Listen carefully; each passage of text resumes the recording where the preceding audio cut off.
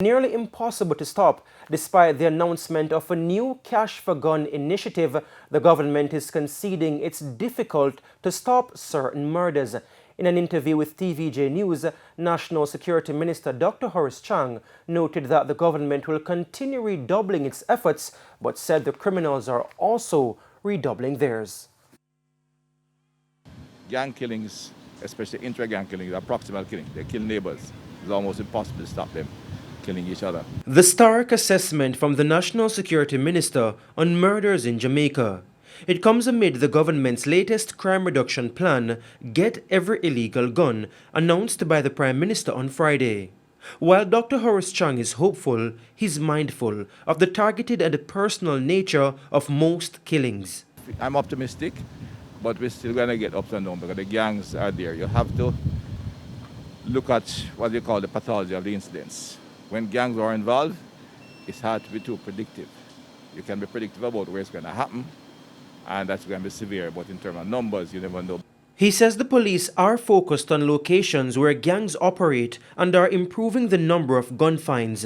Even so, there's grave concern. We're seeing new guns, high-powered weapons. Is of great concern, and other things that we've done to look at how we deal with that, because the guns are not made here, and that's for the big challenge. But it really of concern is the quality firearms they're bringing in and the volume. Despite this, he's promising a reduction in murders. I feel confident we'll have a much better year, despite of the challenge we have. And I said the recruitment drive continues, and officers are getting more experience at dealing with gangsters who are out there. But the gangsters themselves change their technique on a regular basis.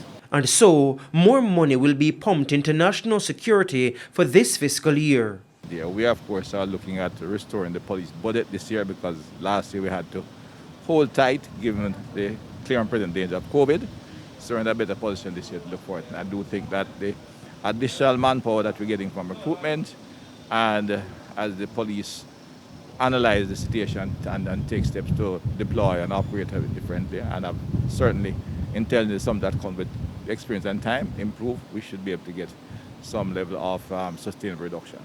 Not dramatic, but in the right direction. Data from the Jamaica Constabulary Force show there were 132 murders between January 1 and 29 this year, 3 more than the 129 for the corresponding period in 2021.